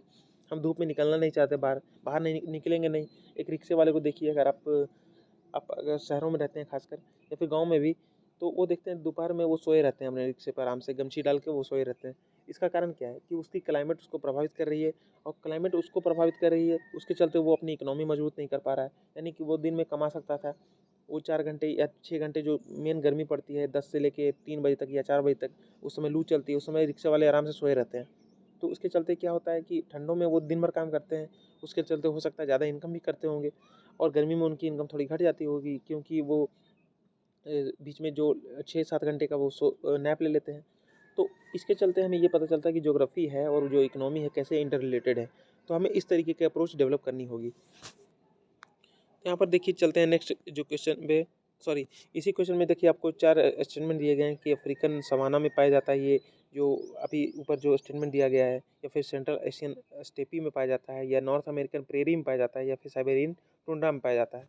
तो इस क्वेश्चन को डिस्कस करके हमें ये पता चलता है कि हमें कौन सी जो एरिया है, जैसे कि अफ्रीकन सवाना है, यहाँ पर स्टेपी है, या फिर प्रेरी है, या फिर टुंड्रा है, पहले तो वो कहाँ पे पाई जाती है। जैसे कि यहाँ पर सवाना जो है अफ्रीका में पाई जाती है, स्टेपी जो है वो सेंट्रल एशियन में पाई जाती है, प्रेरी जो है नॉर्थ अमेरिकन में पाई जाती है, टुंड्रा जो है साइबेरियन में पाई जाती है। तो हमें ये पता होना चाहिए कि कौन सी जो चीज़ है वो कहाँ पे पाई जाती है, और साथ ही साथ वहाँ पे पर जो कैरेक्टरिस्टिक्स है, यानी कि उसकी क्या गुणवत्ता है, वहाँ पर क्या खासियत है उस रीजन की, वो हमें पता होनी चाहिए। वहाँ की क्लाइमेट कैसी है, वहाँ पे रेनफॉल की क्या स्थिति है, वहाँ के लोग कैसे हैं, वहाँ पर लोग क्या काम करते हैं, वो हमें पता होनी चाहिए। नेक्स्ट चलते हैं हमें हमारे लिए कि नेक्स्ट क्वेश्चन है, कंसीडर द फॉलोइंग स्टेटमेंट्स। यहाँ पर 2 स्टेटमेंट आपको दिए गए हैं, जिसमें पहला स्टेटमेंट ये है कि इन्फ्लेशन बेनिफिट्स द डेब्टर्स, दूसरा है inflation benefits the bond holders. तो यहाँ पर ये भी समझने वाली बात है, इकोनॉमी भी समझने वाली बात है। हाँ, उसकी जो जैसे कि बैंक रेट है, रेपो रेट है, या फिर और भी जो तथ्य है, जीडीपी है, जीएनपी है, नॉमिनल ग्रोथ है, या फिर आप बोल सकते हैं जो बजट के जो स्टेटमेंट्स होते हैं, या फिर बजट में जो कीवर्ड्स यूज होते हैं, वो चीज़ें आपको रटनी पड़ेंगी, रटनी नहीं, वो भी समझनी पड़ेंगी। रटने पे जाइएगा तो दिमाग आपको उलझा देगा, समझने पे जाइएगा तो दिमाग आपको साथ देगा, और आपको चीज़ें ज़्यादा समझ में आएँगी। अगर रटने पे जाइएगा तो ना समझ में आएगा, ना रटा पाएगा, और रट भी जाइएगा तो उसका कोई हेल्पफुल नहीं है यूपीएससी के एग्ज़ाम में। तो यहाँ पर बोला जा रहा है कि इन्फ्लेशन से क्या होता है कि डेब्टर्स को फ़ायदा होता है। अब देखिए यहाँ पर इन्फ्लेशन का डेफिनेशन इन्होंने नहीं पूछा है, इन्होंने बोला है कि इन्फ्लेशन के चलते जो डेब्टर्स हैं वो फ़ायदा होता है उनको। दूसरा बोला गया है कि well inflation benefits the bond holders, इसमें भी वही बात है। ना इन्होंने इन्फ्लेशन का इन्होंने डेफिनेशन पूछा है, ना इसकी कोई आंकड़ा पूछा है। इसमें इन्होंने बोला है कि इससे फ़ायदा होता है इनको। तो जब तक हम इन्फ्लेशन को नहीं समझेंगे कि इन्फ्लेशन के चलते उसका क्या-क्या प्रभाव पड़ता है, तो फिर हम इस क्वेश्चन का आंसर नहीं दे पाएँगे। तो ये चीज़ हमें ये इस क्वेश्चन से सीखने को मिलती है। नेक्स्ट चलते हैं 67 नंबर जो क्वेश्चन है वो ये है, सॉरी मेरे बोलने में थोड़ी-सी जल्दबाज़ी सर हो सकती है, और मेरे ज़बान भी थोड़ा लड़खड़ाता है, थोड़ा स्पीकिंग मेरी एबिलिटी थोड़ा कमज़ोर है। तो प्लीज़ इस चीज़ को माइंड ना करें, और मैं इसमें धीरे-धीरे सुधार कर रहा हूँ। अगर मेरे पुराने वीडियोज़ आपने देखे होंगे तो उसमें थोड़ा-सा मैं ज़्यादा स्पीड बोलता था, अब तो बहुत सुधार हो गया है, और मेरी प्रोनंसिएशन भी थोड़ी इंग्लिश की थोड़ी कमज़ोर है। तो प्लीज़ इस चीज़ को माइंड ना करें, और मैं जो बोल रहा हूँ उसको समझने की कोशिश करें। 67 नंबर जो क्वेश्चन है वो ये है कि डिसग्यूज्ड इन अनएम्प्लॉयमेंट जनरली मीन्स। तो यहाँ पर डिसग्यूज्ड अनएम्प्लॉयमेंट के ऊपर सवाल है कि आपने जो इकोनॉमिक की जो किताब है उसमें आपने कई तरह की अनएम्प्लॉयमेंट के बारे में पढ़ा होगा। आप 9वां 10वां में होंगे तो उसमें भी, या फिर 11th में होंगे तो उसमें भी ये चीज़ आपको सीखने को मिलती है। तो ये भी बिल्कुल एक तरीके से तथ्यात्मक चीज़ है और इसमें बिल्कुल आपको डेफिनेशन ही पूछ लिया गया है। तो मैंने आपको जैसे पिछले जो क्वेश्चन है उसमें भी बताया था और जितने भी वीडियोस बनाए हैं सब में आपको बोला है कि हमें जो भी चीज़ समझ में नहीं आती या फिर जिसकी डेफिनेशन हमें नहीं पता उसके बारे में हमें ज़रूर उसकी एक नोटबुक तैयार कर लें। उसको कैसे भी आप अपने जिस जिस भी तरीके का इस्तेमाल कर सकते हैं उसको इस्तेमाल करते हुए उस चीज़ को जानने की कोशिश करें, उसको समझ ही लें। या ये नहीं रहे कि वो सिर्फ नोट्स का नोट्स पढ़ा रहे, यानी जो चीज़ें सीखनी थी वो सीखनी ही बाकी रह जाए और उनको बार बार उसको समझते हुए बार बार उसको देखते हुए उसको उसको इनकॉर्पोरेट कर लेना है। यानी नोटबुक आपकी खाली हो जानी चाहिए 1 महीने बाद। जो चीज़ें आपने आज दर्ज की है वो आज से 1 महीने बाद वो चीज़ दर्ज नहीं होनी चाहिए। वो पन्ने फाड़ दीजिए, उसको हटा दीजिए, वो आपके दिमाग में आ जानी चाहिए। नहीं तो आपको देख के सिर्फ वो आपको एक तरीके से साइकोलॉजिकल बर्डन पड़ेगा मन पे कि किताब मोटी होती जा रही है, कुछ समझ में नहीं आ रहा। तो जब तक आप उसको बार बार उसमें टाइम नहीं देंगे तब तक आपको चीज़ें समझ में भी नहीं आएंगी। आपको टाइम देना उसमें बहुत ज़रूरी है और टाइम दीजिए इस तरीके से कि सीखना है। ऐसा नहीं कि आपको ये क्या करना पड़ रहा है, ये नौकरी अगर मिल जाए बस, मुझे इससे ज़्यादा कुछ मतलब नहीं है। तो ये अप्रोच आपको ज़्यादा काम नहीं देगी। लाइफ में अगर आपको आगे बढ़ना है, कुछ बड़ा करना है तो आप में समझदारी होनी चाहिए और समझदारी के लिए आप बहुत भाग्यशाली हैं कि आपको आईएएस की तैयारी आप कर रहे हैं, क्योंकि आईएएस की तैयारी में ऐसे-ऐसे क्वेश्चन पूछे जाते हैं और ऐसे-ऐसे सब्जेक्ट से क्वेश्चन पूछे जाते हैं कि बिल्कुल दुनिया की हर नॉलेज इसमें समाहित है। एथिक्स से लेके जनरल नॉलेज तक आपको सारी पेपर्स में पूछे जाते हैं। इंग्लिश पूछा जाता है, मैथमेटिक्स पूछा जाता है, रीजनिंग पूछा जाता है और उसमें भी समझ का पूछा जाता है, यानी कि रटने वाला नहीं, समझ का पूछा जाता है। तो बहुत ही आप भाग्यशाली हैं कि आपको सबसे ज़्यादा जो बेस्ट नॉलेज हो सकती है, ओवरऑल नॉलेज, सिर्फ इंजीनियरिंग वाले इंजीनियरिंग पढ़ते हैं, मेडिकल वाले मेडिकल पढ़ते हैं, लेकिन आईएएस का जो एस्पायरेंट होता है वो एक जनरल होता है, यानी उसको सारी चीज़ की नॉलेज होती है। एक्सपर्ट वो भले किसी में ना हो, लेकिन अगर सारी चीज़ की नॉलेज है तो वो सारे विभागों में जा सकता है, एक अच्छा पर्सनालिटी बन सकता है। वो हर चीज़ के एक्सपीरियंस को अपनी पर्सनालिटी में इनकॉर्पोरेट कर सकता है। जहाँ भी जाएगा वो उस फील्ड में कुछ ना कुछ सीखेगा और उसकी भी जानकारी अपने अंदर समाहित कर लेगा। तो वो बिल्कुल जनरलिस्ट होता है। संसार की जो बेस्ट नॉलेज, यानी कि अभी संसार में जो भी सबसे बेहतरीन हो रहा है वो आईएएस को पढ़ने को मिलता है। तो इससे जो अगर आप नीचे जाएँ, स्टेट पीसीएस में जाएँ या फिर एसएससी में जाएँ, अब देखिए उनके क्वेश्चन के लेवल देखिए। उसमें राजा पूछ लिया, उनका साल पूछ लिया, ऐसे क्वेश्चन है। उससे वो क्या सीखेगा? वो रट के जाएगा और बस वो अगर एक बार वो ऑफिसर बन गया तो उसके बाद वो भूल भी जाएगा। लेकिन आईएएस में ऐसा नहीं है, वो समझने के ऊपर जोर देते हैं। तो एक बार आपने समझ लिया तो पहले तो आपका समझदारी का विकास हुआ। दूसरा, आपको समझने का आदत डला, आप में जिज्ञासा बढ़ी, क्वेश्चन पूछने का आपका एक फितरत बढ़ा। तो आदत बहुत बड़ी चीज़ होती है, एक बार आदत पड़ जाए तो छूटती नहीं है और नहीं पड़ी तो उसको लगाना बहुत बड़ी बात है। तो अच्छा है कि आप इतने बड़े नॉलेज को गेन कर रहे हैं, आप आईएएस की प्रिपरेशन कर रहे हैं, इसको बहुत बड़ा एक भाग्य मानिए अपना। और प्लीज़ इस चीज़ को बिल्कुल सीरियसली करिए और इसमें एंजॉय कीजिए। इससे बेहतर नॉलेज आपको नहीं मिल सकती। 68 नंबर चलिए क्वेश्चन देखते हैं। Consider the following statements. तो यहाँ पर आपको 3 स्टेटमेंट दिए गए हैं, जिसमें पहला है कि the council of ministers in the centre shall be collectively responsible to the parliament. तो यहाँ पर आपने एक क्वेश्चन इसी में अभी देखा था पीछे, पार्लियामेंट के ऊपर ही सवाल था कि जो कैबिनेट है वो विश्वास मत को लेकर सवाल था कि कैबिनेट अगर विश्वास मत खो देती है अपने लोकसभा में तो उसके बाद वो मिनिस्टर नहीं रह सकते। तो उसी तरीके का सवाल है कि the council of ministers in the centre shall be collectively responsible to the parliament. तो क्या ऐसा है? अब देखिए इसमें कन्फ्यूजन ये होता है, इस स्टेटमेंट को देख के हमें ये पता चलता है कि देखिए यहाँ पर काउंसिल ऑफ मिनिस्टर, यहाँ पर जो टर्म देखने को मिल रहा है ना आपको, यहाँ पर कैबिनेट भी दे सकते हैं वो लोग। अब आपको जल्दबाजी में है, आपको लगा कि अरे कैबिनेट है, तो आप तुरंत उसको सही मार देंगे, जबकि वो चीज़ गलत हो जाएगी, क्योंकि काउंसिल ऑफ मिनिस्टर्स का ही वहाँ पे मेंशन है। जो संविधान में जो वर्ड यहाँ पर यूज़ किया गया वो काउंसिल ऑफ मिनिस्टर्स है। तो जल्दबाजी में ये मत ना समझें कि जो आप जो सोच रहे हैं वही सही है। थोड़ा सा सोच लें कि इसके इतर भी कोई ऑप्शन हो सकता है, जैसे कि कैबिनेट और काउंसिल ऑफ मिनिस्टर एक जैसे टर्म है। तो आपको इस चीज़ को बिल्कुल ध्यान में रखना होगा कि क्या ये काउंसिल ऑफ मिनिस्टर ही हो सकता है यहाँ पर, या फिर यहाँ पर कैबिनेट भी हो सकता है। और ये चीज़ आपको अगर आप इस तरीके से पढ़ेंगे तो इसको आप पढ़ने के समय भी अप्लाई करें। मान लिया वहाँ पर आपको लक्ष्मीकांत में एक स्टेटमेंट दी हुई है कि council of ministers shall be collectively responsible to the parliament. तो आपको उस समय ये सोचना है कि काउंसिल ऑफ मिनिस्टर ही पूछा जाएगा एग्जाम में, या फिर इसके सिमिलर कोई और वर्ड भी है जो एग्जाम में पूछा जा सकता है। तो ये चीज़ आपको ध्यान में रखनी है। दूसरा है स्टेटमेंट है कि the union minister shall hold the office during the pleasure of the president of India. तो यहाँ पर बोला जा रहा है जो यूनियन मिनिस्टर होते हैं, जो केंद्रीय मंत्री होते हैं, वो प्रेसिडेंट के प्लेजर पे ऑफिस को होल्ड करते हैं। तो क्या ऐसा है? तीसरा है कि the prime minister shall communicate to the president about the proposals for legislation. तो यहाँ पर ये बोला जा रहा है जो प्राइम मिनिस्टर है उनका ये काम है कि वो प्रेसिडेंट के पास वो सारे प्रोपोजल्स जो लेजिस्लेशन बनने के लिए आए हुए हैं वो उनको प्रेसिडेंट के पास पहुँचाएगा। यानी कि जो भी बिल बनने वाले हैं, जो भी कानून बनने वाले नए नए, उसके बारे में वो प्रेसिडेंट को जाके बताएगा। तो 3 स्टेटमेंट आपको देखने को मिल रहा है। तो इसमें इस क्वेश्चन को डिस्कस करके हमें ये पता चलता है कि हमें ये पता होना चाहिए कि कौन सी जो चीज़ है वो कहाँ पे अप्लाई की जाती है। जैसे कि यहाँ पर जो कलेक्टिवली रिस्पॉन्सिबल का यहाँ पर कॉन्सेप्ट है वो आपको पता होना चाहिए कि आखिर कलेक्टिवली रिस्पॉन्सिबिलिटी होता क्या है। साथ ही साथ काउंसिल ऑफ मिनिस्टर ही इस्तेमाल होगा या फिर कैबिनेट इस्तेमाल होगा, ये पता होना चाहिए। दूसरे स्टेटमेंट में देखिए, प्लेजर ऑफ प्रेसिडेंट के आपने टर्म सुना होगा लक्ष्मीकांत में। तो प्लेजर ऑफ प्रेसिडेंट बहुत सारे पदों के लिए है, तो क्या वो यूनियन मिनिस्टर्स के लिए भी है? तो ये चीज़ आपको ध्यान में रखना है। तीसरा, the prime minister shall communicate to the president. तो यहाँ पर प्राइम मिनिस्टर की ड्यूटी के ऊपर सवाल है। तो प्राइम मिनिस्टर के ड्यूटी के ऊपर ऐसे सवाल बहुत कम पूछे जाते हैं, लेकिन यहाँ पर आपको यहाँ पर ये सवाल देखने को मिल रहा है। तो इससे आप अंदाज़ा लगा सकते हैं कि 10 साल पहले ये पूछा गया था, तो हो सकता है अभी पूछा दोहराया जा सकता है। तो प्लीज़ इस चीज़ को आप बिल्कुल ध्यान में रखें।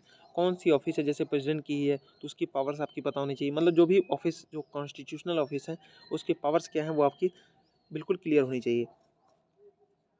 चलिए नेक्स्ट क्वेश्चन पे चलते हैं। 69 नंबर जो क्वेश्चन है वो ये है, कंसिडर द फॉलोइंग स्टेटमेंट्स। तो यहाँ पर ये बोला जा रहा है कि national development council is an organ of the planning commission. तो यहाँ पर ये बोला जा रहा है कि जो प्लानिंग कमीशन थी जो अब नहीं रही, तो उसमें जो नेशनल डेवलपमेंट काउंसिल है वो उसकी एक ऑर्गन थी।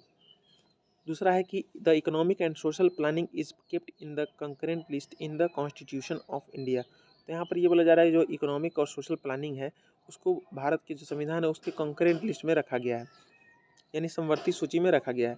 तीसरा, the constitution of India prescribes that panchayat should be assigned the task of preparation of plans for economic development and social justice. यहाँ पर ये बोला जा रहा है जो भारत का संविधान है वो ये प्रिस्क्राइब करता है कि पंचायत जो है उनको ये टास्क दिया जाए कि वो जो इकोनॉमिक डेवलपमेंट है और सोशल जस्टिस है उसके प्लान को वो तैयार करें। ये संविधान में मेंशन किया हुआ है। तो इस क्वेश्चन को हमें डिस्कस करके ये पता चलता है कि नेशनल डेवलपमेंट काउंसिल भले ही अब ना हो, प्लानिंग कमीशन अब भले ही ना हो, लेकिन उसके बारे में क्वेश्चन अभी भी पूछे जाते हैं। और हाँ, सॉरी, ये जो नेशनल डेवलपमेंट काउंसिल और प्लानिंग कमीशन की बात है ये तो 2013 की बात है, क्वेश्चन 2013 का है। तो ये जो क्वेश्चन है उस समय ये जो दोनों परिषद थे वो थे, तो इसलिए ये क्वेश्चन पूछा गया है। सॉरी, ये अब इम्पोर्टेंट नहीं है, लेकिन हाँ ये पूछा जा सकता है कि इन दोनों में क्या संबंध थे, ये दोनों अभी हैं कि नहीं है, ये पूछा जा सकता है। दूसरा क्वेश्चन ये है कि the economic and social planning is kept in the concurrent list in the constitution of India. तो यहाँ पर ये बोला जा रहा है कि जो भारत की सूची है उसमें ये इकोनॉमिक और सोशल प्लानिंग जो है वो किस सूची में है। तो हमें तीनों सूचियों के बारे में पता होना चाहिए कि इस सूची में ये चीज़ है, उस सूची में ये चीज़ है, सारी बिल्कुल क्लियर होनी चाहिए। उसके ऊपर सवाल अक्सर पूछे जाते हैं और आगे भी पूछते रहेंगे। तीसरा है, constitution of India prescribes that panchayat should be assigned the task of preparation of plans for economic development and social justice. तो पंचायती राज जो है उसके ऊपर सवाल है, तो उसकी पंचायतों को क्या ड्यूटी मिलनी चाहिए, ये सारी जो चीज़ें हैं ये पूछी जा रही है। तो कौन सी कमीशन ने पंचायतों को क्या रोल देने का वादा किया था, या फिर संविधान में पंचायतों के लिए क्या लिखा गया है। 73वां 74वां संविधान संशोधन है उसके अंतर्गत क्या बताया गया है, या फिर हाल में कुछ अगर अमेंडमेंट की गई है तो उसमें क्या बोला जा रहा है पंचायतों के बारे में, ये सारी चीज़ें आपको पता होनी चाहिए। 70वां नंबर क्वेश्चन है ये कि कंसीडर द फॉलोइंग स्टेटमेंट्स। यहाँ पर आपको 2 स्टेटमेंट यहाँ पर देखने को मिल रहे हैं, जिसमें पहला स्टेटमेंट ये है कि the chairman and the deputy chairman of the Rajya Sabha are not the members of that house. तो यहाँ पर ये बोला जा रहा है कि जो राज्यसभा के जो चेयरमैन होते हैं और डिप्यूटी चेयरमैन होते हैं वो राज्यसभा के मेंबर्स नहीं होते हैं। तो इस ऑप्शन को देख के इस स्टेटमेंट को देख के हमें ये पता चलता है कि जो राज्यसभा है, लोकसभा है या विधानसभा है, विधान परिषद है, तो उसमें जो चेयरमैन और जो डिप्यूटी चेयरमैन है या फिर आप बोल सकते हैं स्पीकर और डिप्यूटी स्पीकर हैं, उसके बारे में बहुत सारे सवाल अक्सर यूपीएससी पूछती रहती है। हर साल लगभग ये क्वेश्चन मतलब आते रहते हैं बिल्कुल। बस पद बदल जाते हैं और उनके क्वेश्चन बदल जाते हैं, लेकिन क्वेश्चन आते हैं। तो इस चीज़ को हमें बिल्कुल ध्यान रखना है कि जो जो भी चेयरमैन है, स्पीकर हैं, डिप्यूटी स्पीकर है, डिप्यूटी चेयरमैन है, उसके बारे में आपको पता होना चाहिए कि उनके अपॉइंटमेंट कौन करता है, उनकी अपॉइंटमेंट कैसे होती है, वो किस चीज़ के मेंबर हो सकते हैं, किस चीज़ के मेंबर नहीं हो सकते हैं, उनकी वोटिंग जो पावर है वो क्या है, ये सारी चीज़ें आपको पता होनी चाहिए। लक्ष्मीकांत ने ये बिल्कुल डिटेल में दी हुई है। तो इसमें हम लोगों को चिंता करने की बात नहीं है, फैक्चुअल क्वेश्चन है ये। दूसरा स्टेटमेंट ये है कि while the nominated members of the two houses of the parliament have no voting right in the presidential election, they have the right to vote in the election of the vice president. तो क्या ऐसा है कि जो राज्यसभा में आप जानते हैं कि 12 लोगों को नॉमिनेट करती है, जो प्रेसिडेंट है वो नॉमिनेट करते हैं। तो जो 12 लोग नॉमिनेट होते हैं तो उनके पास ये पावर नहीं होती कि जब प्रेसिडेंट की इलेक्शन हो तो वो उनमें वोट करें, लेकिन जब वाइस प्रेसिडेंट के इलेक्शन होते हैं तो वो उनमें वोट कर सकते हैं। तो क्या ऐसा है? तो ये चीज़ भी है जो आपको एक्सेप्शन वाली चीज़ पूछी गई है, और एक्सेप्शन पे यूपीसी ज़्यादा ध्यान देती है, जहाँ पे नहीं है वहाँ पे ज़्यादा ध्यान देती है यूपीसी। यानी कि जो चीज़ लीग से हटकर है, यानी कि जो चीज़ एक्सेप्शन है उसके ऊपर यूपीसी क्वेश्चन पूछ लेती है। तो बिल्कुल आप इस चीज़ के बारे में सतर्क रहें। 71वां नंबर क्वेश्चन है कि with reference to national legal services authority NLSA consider the following statements. तो यहाँ पर ये बोला जा रहा है कि जो नेशनल लीगल सर्विसेज अथॉरिटी है उसके बारे में कुछ स्टेटमेंट मैं आपको दे रहा हूँ, तो उसके बारे में आप बताएं कि कौन से स्टेटमेंट जो है सही है या फिर कौन एक से ज़्यादा है या एक से कम है, वो आप बताएं। तो पहला स्टेटमेंट ये है कि its objective is to provide free and competent legal services to the weaker section of the society on the basis of equal opportunity. तो यहाँ पर ये बोला जा रहा है कि नेशनल लीगल सर्विसेज अथॉरिटी जो है उसने क्या यहाँ पर उसके अनुसार ये स्टेटमेंट दिए गए कि उसका ऑब्जेक्टिव जो है वो है कि फ्री और कम्पिटेंट लीगल सर्विसेज जो है weaker section of the society उसको प्रोवाइड किया जाए on the basis of equal opportunity. दूसरा है कि it issues guidelines for the state legal services authorities to implement the legal programmes and schemes throughout the country. तो ये इस question को डिस्कस करके हमें ये पता चलता है कि जो NLSA है, नेशनल लीगल सर्विसेज अथॉरिटी है, या फिर कोई भी और भी अथॉरिटी है जैसे कि नेशनल ग्रीन ट्राइब्यूनल है, या फिर पॉल्यूशन कंट्रोल बोर्ड है, सेंट्रल पॉल्यूशन कंट्रोल बोर्ड है, या फिर CBC है, या फिर CBI है, या फिर आप इस तरीके के और भी नाम ले सकते हैं जो कि अक्सर न्यूज़ में आती हैं और जिनके बिल में अमेंडमेंट हुए हैं, तो वो हमारे लिए इंपॉर्टेंट हो जाती है। और खासकर एक चीज़ के ऊपर ध्यान मैं दिलाना चाहूँगा कि हर साल के जो पेपर मैंने डिस्कस किए हैं उसमें एक चीज़ तो बिल्कुल, एक क्वेश्चन तो बिल्कुल ये होता है कि वल्नरेबल सेक्शन से लेके एक क्वेश्चन जरूर होता है, चाहे वो दिव्यांग के बारे में पूछ लेंगे, चाहे महिलाओं के बारे में पूछ लेंगे, चाहे यहाँ पर आप देखिए कि weaker section of the society है उनके बारे में पूछा है, कहीं पर मुस्लिमों के लिए पूछ लेंगे, कहीं पर दलितों के लिए पूछ लेंगे, यानी उनके रिगार्डिंग क्वेश्चन आपको देखने को मिल ही जाएंगे, क्योंकि सिलेबस में GS पेपर 2 के वल्नरेबल सेक्शन ऑलरेडी एक सब टॉपिक है और उसके ऊपर सवाल हर साल पूछती है यूपीएससी। तो प्लीज़ इस चीज़ को बिल्कुल ध्यान में रखें, और खासकर अगर कोई करंट अफेयर में आई हो न्यूज़ तो उसके ऊपर बिल्कुल सवाल आने के ज़्यादा चांसेस हैं। नेक्स्ट यहाँ पर बोला जा रहा है कि अब देखिए यहाँ पर इसका ऑब्जेक्टिव पूछा है और दूसरा है कि इसका काम पूछा है। तो यहाँ पर देखिए ऑब्जेक्टिव हमको पता होनी चाहिए कि कौन सी जो बॉडी है, कौन सी अथॉरिटी है, उसका क्या काम है, उसका क्या रिस्पॉन्सिबिलिटी है, उसकी क्या ऑब्जेक्टिव है, मकसद क्या है उसको सेटअप करने का, वो क्या काम करती है, किसको एडवाइजरी इशू करती है, किसको किसके किसके ऊपर उसका जुरिडिक्शन है, ये सारी चीज़ें हमें पता होनी चाहिए। 72 नंबर जो क्वेश्चन है वो ये है, during a thunder storm the thunder in the sky is produced by the. अब देखिए एक थंडरस्टॉर्म के ऊपर ये सवाल है कि during a thunderstorm the thunder in the skies is produced by the, कि थंडरस्टॉर्म कैसे पैदा होती है। तो 3 स्टेटमेंट है कि पहला कि meeting of cumulo cumulonimbus clouds in the sky. तो प्रोनाउंसिएशन में मेरी थोड़ी दिक्कत है, आप इसको थोड़ा सा कॉम्प्रोमाइज़ कीजिए। दूसरा है कि lightning that separates the nimbus clouds. तीसरा है कि violent upward movement of air and water particles. तो ये आपको साइंस सेक्शन से क्वेश्चन है और बिल्कुल बेसिक साइंस से क्वेश्चन है, जो 7, 8, 9 की किताब है, जो आपकी ज्योग्राफी की किताब है उससे भी आपको इसका आंसर मिल जाएगा, और जो साइंस के स्टूडेंट है वो भी इस चीज़ को आंसर कर पाएंगे। तो इसमें ये पूछा जा रहा है कि जो कैसे जो थंडर स्टॉर्म है यानी कि जो बिजली गिरती है वो कैसे होता है, उसका कारण क्या है। तो यहाँ पर बोला जा रहा है कि जो एक पर्टिकुलर क्लाउड है, क्यूमुलोनिम्बस जो क्लाउड है वो जब मीट करती है तो उसके चलते ये होता है। दूसरा है कि lightning that separates the nimbus clouds, जो निम्बस क्लाउड्स है वो जब लाइटनिंग जब उनको सेपरेट करती है तब ये होता है। तीसरा है violent upward movement of air and water particles, जब एयर और वाटर पार्टिकल्स जो हैं वो तेज़ी से ऊपर उठते हैं तो उसके चलते ये होता है। अब देखिए इस क्वेश्चन को डिस्कस करके हमें ये पता चलता है कि हमें कारण पता होने चाहिए, जैसे थंडरस्टॉर्म क्यों आते हैं, साइक्लोन क्यों आते हैं, अर्थक्वेक क्यों आते हैं, ये सारी चीज़ें हमें पता होनी चाहिए। साथ ही साथ वो कहाँ पे आते हैं, क्यों वहाँ पे ज़्यादा आते हैं, ये सारी चीज़ें हमें पता होनी चाहिए। फिर क्लाउड्स के कई प्रकार होते हैं, जैसे कि यहाँ पर 2 क्लाउड्स के आपको नाम देखने को मिल रहे हैं, उस क्लाउड्स के बारे में उनके कैरेक्टरिस्टिक्स के बारे में पता होने चाहिए। वो कौन से क्लाइमेट में वो पाए जाते हैं, अगर वो उनका शेप क्या होता है, उनकी जो क्वालिटी है वो क्या होती है, वो कब बनते कब नहीं बनते हैं, ये सारी चीज़ें हमें पता होनी चाहिए। 73 नंबर जो क्वेश्चन है वो ये है, कंसीडर द फॉलोइंग पेयर्स। अब देखिए मैचिंग के क्वेश्चन हर साल पूछे जा रहे हैं, तो प्लीज़ इसी को आप बिल्कुल ध्यान में रखें। तो पहली तरफ है ट्राइब, दूसरी तरफ है स्टेट। पहला है लिम्बू, कार्बी, डोंगरिया, कोंड और बोंडा, और दूसरी तरफ स्टेट के नाम है सिक्किम, हिमाचल प्रदेश, उड़ीसा और तमिलनाडु। तो अगर कोई ट्राइब अगर न्यूज़ में है, हिंदू में तो अक्सर आती रहती है, पेपर में मैं देखता हूँ कि अक्सर वहाँ पर ट्राइब की डिस्कशन होता रहता है। और साथ ही साथ करंट अफेयर मटेरियल जो आप पढ़ते हैं, किसी भी एग्ज़ाम किसी भी इंस्टीट्यूट के पढ़ रहे हो, उसमें भी अक्सर हर महीने उसमें ट्राइबल को लेके कुछ ना कुछ सवाल होते हैं और कुछ ना कुछ करंट अफेयर चलता रहता है। तो हमें बिल्कुल पता होना चाहिए कि कौन सी जो ट्राइब है वो कहाँ पाई जाती है, किस स्टेट में पाई जाती है, उसकी क्या मान्यताएं हैं, उसमें अगर कोई स्पेशल अगर उसकी कैरेक्टरिस्टिक्स है तो वो क्या है, कौन सी डांस है, कौन सा फेस्टिवल वो मनाती है, वो हमें पता होनी चाहिए। 74 नंबर क्वेश्चन है कि कंसीडर द लिक्विड एसेट्स। तो यहाँ पर आपको 4 ऑप्शन दिए गए हैं, जिसमें पूछा गया कि इनमें से कौन जो है वो लिक्विड एसेट्स हैं। तो मैंने जैसे आपको इकोनॉमी के बारे में बताया है कि कोई भी डिफिनेशन, इकोनॉमी ही क्यों, कोई भी सब्जेक्ट में अगर आपको कोई नया चीज़ पढ़ने को मिले, कोई नया टर्म देखने को मिले, कोई नया शब्द देखने को मिले, तो उसके बारे में आप बिल्कुल उसको डिफिनेशन देखिए, उसके बारे में जानिए कि आखिर वो है क्या। लिक्विड एसेट्स यहाँ पर बोला जा रहा है, तो हमें अपने से अज्यूम नहीं करना है कि लिक्विड एसेट कुछ ऐसा होगा, बल्कि उसके बारे में प्रॉपर जानना है, उसका डिफिनेशन जानना है, और लिक्विड एसेट्स के अंदर कौन कौन सी एसेट्स आती हैं वो हमें पता करनी चाहिए। तो ये सिर्फ लिक्विड एसेट्स के बारे में नहीं है, ऐसा कोई भी चीज़ आपके सामने नया आए उसके बारे में आपको जिज्ञासा होनी ही चाहिए, और जिज्ञासा को पूरी करके ही आगे बढ़िए। ये यूपीएससी की डिमांड है और जीवन की भी।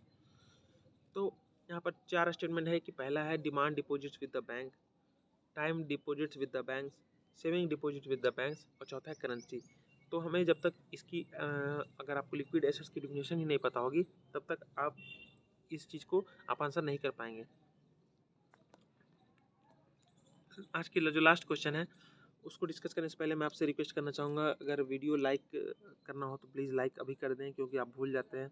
दूसरा है कि अगर डिसलाइक भी करना है तो वो भी कर सकते हैं, प्रॉपर रीज़न दीजिए, कमेंट सेक्शन में बताइए। अगर अच्छी लगी है तो कौन सी बात अच्छी लगी है, कौन सी बात बुरी लगी है, वो किस में सुधार हो सकता है, वो सारी चीज़ें आप हमें लिख के बताएं, हम उसमें बिल्कुल सुधार करेंगे। अगर नए हैं तो सब्सक्राइब कर दें, अगर किसी को शेयर करना है तो वो भी कर दें। और इसी के साथ मैं आपसे इस लास्ट क्वेश्चन के साथ विदा लेना चाहूँगा। 75वां नंबर जो क्वेश्चन है वो ये है, in the context of Indian economy open market operations refers to. तो यहाँ पर बोला जा रहा है ओपन मार्केट ऑपरेशन जो है वो उसके मतलब क्या हुआ, यानी ओपन मार्केट ऑपरेशन का मतलब क्या हुआ, डिफिनेशन के ऊपर सवाल है। तो पहला है कि borrowing bye scheduled banks from the RBI, यानी कि आरबीआई से जब कोई शेड्यूल्ड बैंक जब बोरो करता है तो वो ओपन मार्केट ऑपरेशन के अंतर्गत आता है। अब देखिए सबसे पहले तो हम ओपन मार्केट ऑपरेशन पता होना चाहिए। ये एक जिज्ञासुमन जो होता है, जो कि जीवन भी चाहती है और आईएएस भी चाहता है कि आपको होना चाहिए ऐसा। तो ओपन मार्केट ऑपरेशन देखते ही आपको उसको गूगल करना चाहिए, उसके बारे में कुछ वीडियोस देख लेने चाहिए, शॉर्ट वीडियोस देख लेने चाहिए, ताकि आपकी क्लियर अंडरस्टैंडिंग बन जाए। दूसरा है कि आपको शेड्यूल बैंक यहाँ पे देखने को मिल रहा है, तो शेड्यूल बैंक के बारे में आपको जानना चाहिए कि शेड्यूल बैंक क्या होते हैं, कमर्शियल बैंक क्या होते हैं, आरआरबी क्या होते हैं, नाबार्ड क्या होता है, इनका रिलेशन क्या है, कोऑपरेटिव बैंक्स क्या होते हैं, ये सारे आपको अंतर पता होने चाहिए। दूसरा स्टेटमेंट ये है कि lending by commercial bank to industry and trade. तो कमर्शियल बैंक जो हैं जैसे कि एसबीआई, एचडीएफसी, वो जब इंडस्ट्री और ट्रेड को जब लेंडिंग करती है तो उसको ओपन मार्केट ऑपरेशन बोला जाता है। तीसरा है purchase and sale of government securities by the RBI. तो आरबीआई के द्वारा जो गवर्नमेंट सिक्योरिटीज होती है उसकी परचेज एंड सेल जब की जाती है आरबीआई के द्वारा, तो उसको ओपन मार्केट ऑपरेशन बोला जाता है। अब देखिए तीसरा फिर आपको याद दिलाना चाहूँगा, यहाँ पर गवर्नमेंट सिक्योरिटीज एक टर्म आया। अगर आपको सच में पता है तो प्लीज़ कमेंट कीजिए, अगर नहीं पता तो तुरंत गूगल करके और सर्च करके आप कमेंट सेक्शन में बता सकते हैं। नहीं बताना मत बताइए, लेकिन कम से कम गूगल जरूर कीजिए, उसके बारे में सर्च कीजिए कि आखिर होता क्या है गवर्नमेंट सिक्योरिटीज़। चौथा है नॉन ऑफ द एबव। तो इस तरीके से हमने पूरे क्वेश्चन को डिस्कस कर लिया है, और इसके साथ ही मैं आपसे विदा लेना चाहूँगा, और हम कल फिर मिलेंगे एक नई वीडियो के साथ। और जो 2013 का जो पेपर है वो कल कंप्लीट हो जाएगा। तो तब तक के लिए thanks and goodbye and जय हिंद।